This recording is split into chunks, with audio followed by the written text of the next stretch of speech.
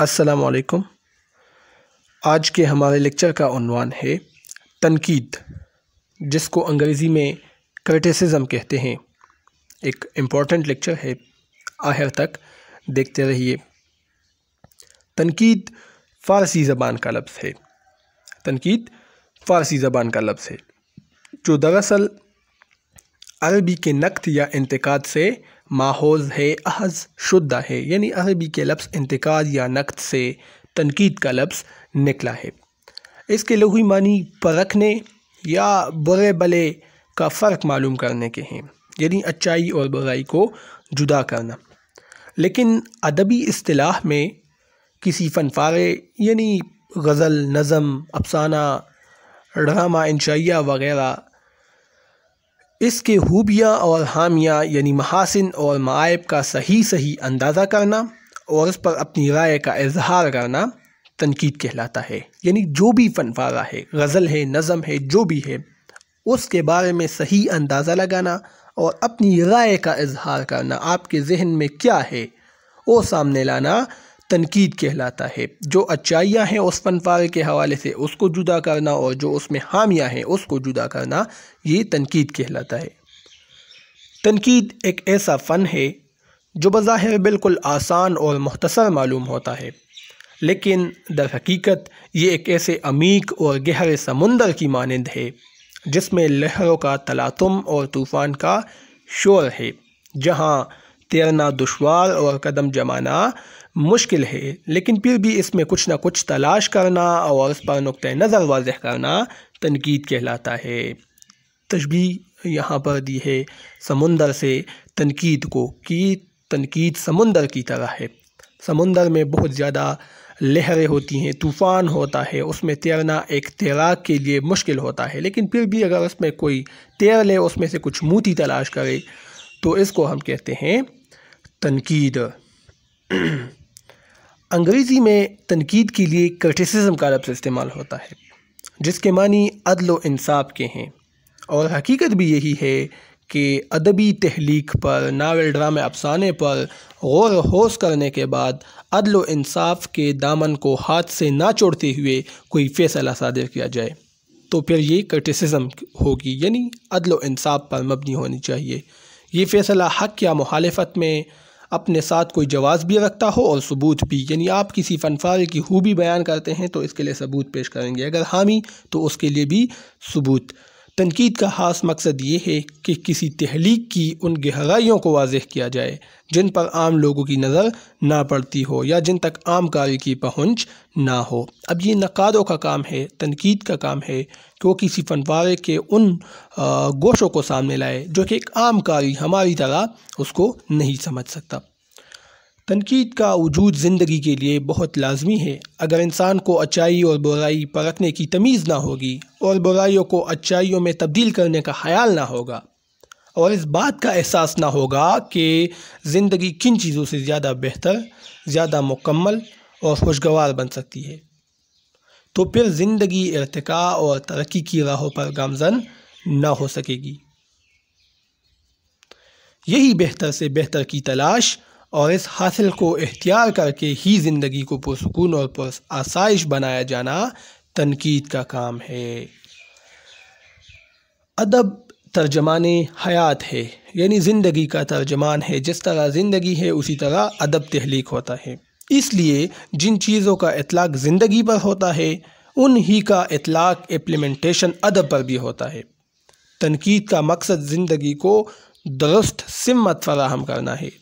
فنکار کسی چیز کو تخلیق کرنے کے دوران، لکھنے کے دوران اور بعد میں اپنے فن کو مختلف زاویوں سے دیکھتا ہے، یعنی کوئی فنکار جب کوئی چیز لکھتا ہے تو پھر اس کو مختلف پیمانوں سے خود ایک فنکار، تنقید نگار نہیں، ایک فنکار خود پھر اس کو کئی زاویوں سے دیکھتا ہے۔ مصور جب کوئی تصویر بناتا ہے تو یہ خیال اس کے دل سے دور نہیں ہوتا کہ اس کی بنائی ہوئی تصویر اصل کے مطابق ہے یا نہیں، یا جن جذبات و احساسات کا ادراک وہ پیش کرنا چاہتا ہے وہ اجاگر کر سکا ہے یا نہیں۔ یعنی ایک مصور جب تصویر بناتا ہے تو پھر وہ دوبارہ اس کو دیکھتا ہے کہ میں جو تاثر پیدا کرنا چاہتا ہوں، یعنی میں ایک اسمائلی پکچر بنانا چاہتا ہوں، تو کیا اس جو میں نے تصویر بنائی اس میں وہ اسمائل ہے، یا کوئی غم والی تصویر میں بناتا ہوں تو کیا اس میں وہ غم دکھتا ہے، وہ غم کا جذبہ اس تصویر میں نمایاں ہے یا نہیں؟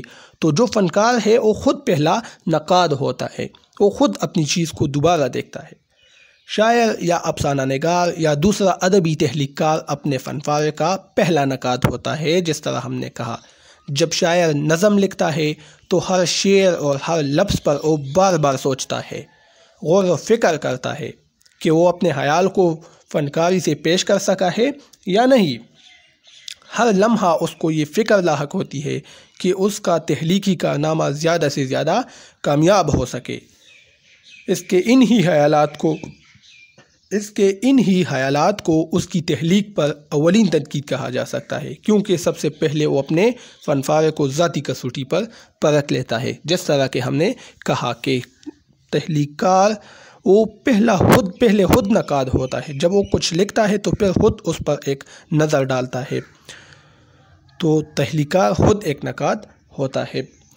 پڑھنے والا فن پارے کا دوسرا نقاد ہے۔ ایک تو تخلیق کار ہے، انہوں نے کوئی چیز لکھی پھر خود اس پر نظر دہرائی، پھر پڑھنے والا فن پارے کا دوسرا نقاد ہے، یعنی ہم جب پڑھتے ہیں اس ناول یا افسانے کو تو ہم دوسرے نقاد ہیں، لیکن ایک عام کاری فن پارے کو صحیح طور پر سمجھنے کی قدرت نہیں رکھتا، اور یہاں سے ایک نقاد کا کام شروع ہو جاتا ہے۔ یعنی ہم عام کاری ہیں، ہم کسی ناول کو پڑھتے ہیں تو ہماری اتنی تھنکنگ نہیں ہے جتنے کہ کرٹکس ہیں، نقاد ہیں، ان کی ہوتی ہے، تو ہم ناول کو اچھی طرح نہیں سمجھ سکتے، تو پھر ایک زبردست اور اچھے نقاد کا کام شروع ہو جاتا ہے۔ نقاد کو چاہیے کہ وہ فنکاروں کی خامیوں کو بھی اس خیال سے پیش کرے کہ اس سے فنکار کی دل آزاری نہ ہو بلکہ اصلاح ہو سکے اور اس کا ذوق سلیم بہک کر غلط راستے پر نہ چلا جائے۔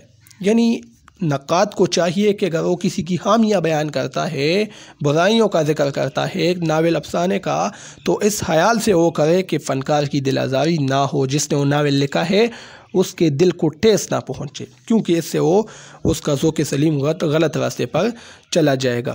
اس کو تنقید برائے اصلاح کہتے ہیں، یعنی اصلاح کے لیے تنقید کیا جائے۔ اگر نقاد اپنے جارحانہ جملوں اور حوصلہ شکن الفاظ سے فن پارے کا جائزہ لے گا تو اس سے تخلیق کار کی حوصلہ شکنی ہوگی اور وہ آئندہ کے لیے ادب کی تخلیق سے توبہ طائب ہو جائے گا۔ تو نقاد کے لیے چاہیے کہ وہ ایسا تبصرہ کرے، ایسی تنقید کرے کہ جو تخلیق کار ہے وہ تخلیق سے توبہ طائب نہ ہو جائے۔ تنقید کے بغیر ادب اور زندگی ایک ایسا جنگل ہے جس میں پیداوار کی کثرت تو ہے لیکن موزونیت، قرینے اور پنپنے کا سخت فقدان ہے۔ گویا تنقید کانٹ چانٹ کرتی ہے، کرے اور کوٹھے کو پرکھتی ہے، کوٹھے کو مٹا دیتی ہے اور کرے کو دوام بخش دیتی ہے۔ یعنی تنقید ایک جنگل کی طرح ہے، جنگل میں بہت سے پودے ہوتے ہیں، درخت ہوتے ہیں، لیکن بے ترتیبی کے ساتھ اس کا وہ مزہ نہیں ہوتا کیونکہ اس میں کانٹ چانٹ نہیں ہوتی۔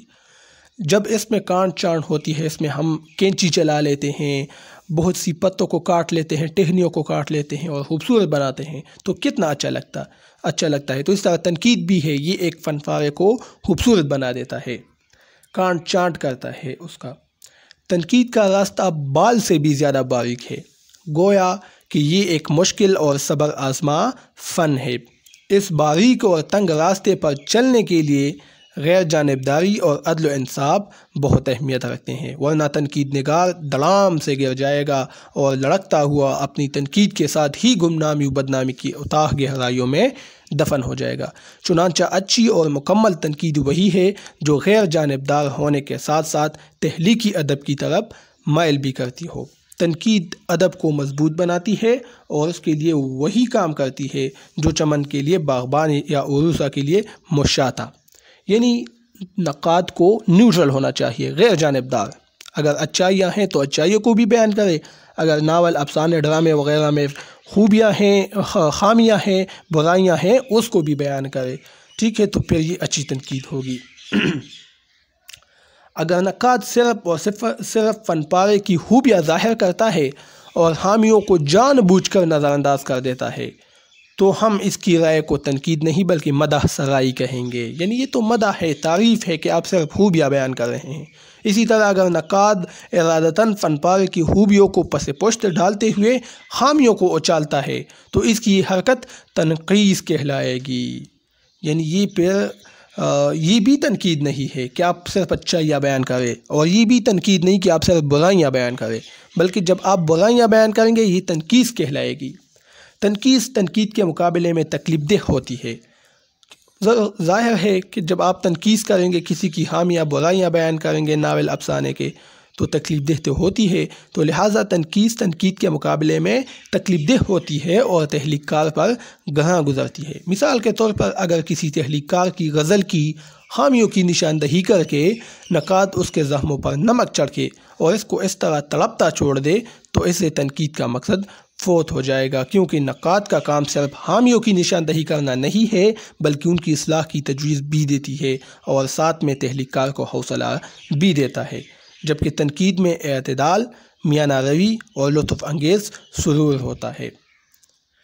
تو گویا تنقیص جولائی کے مہینے میں ملتان شہر کی دھوپ ہے، اور تنقید اسی مہینے میں کاغان و ناران میں جیل سیف الملوک کی مسحور کن ٹنڈی ٹنڈی خنک اور دلاویز ہوائیں ہیں۔ یعنی تنقیص کیا ہے؟ تنقیص ہم نے کہا نا صرف برائیوں کو بیان کرا، تو اس کی مثال ایسی ہے جس طرح کہ ملتان شہر کی دھوپ جولائی کے مہینے میں کتنی تیز ہوتی ہے، اور اسی طرح تنقید، یہ تو تنقیص تھا، لیکن تنقید اسی مہینے میں جولائی کے مہینے میں کاغان و ناران میں جیل سیف الملوک کی مسحور کن ٹنڈی ٹنڈی خنک اور دل آویز ہوائیں ہیں، یعنی تنقید زیادہ صحت مند ہوتی ہے۔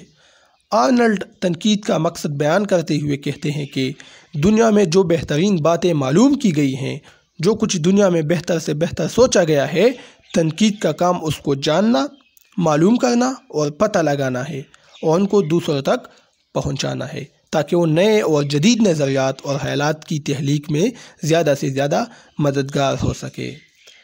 تو یہ آج کا لیکچر تھا، امید ہے آپ لوگوں کو یہ ویڈیو پسند آ چکی ہوگی۔ شکریہ۔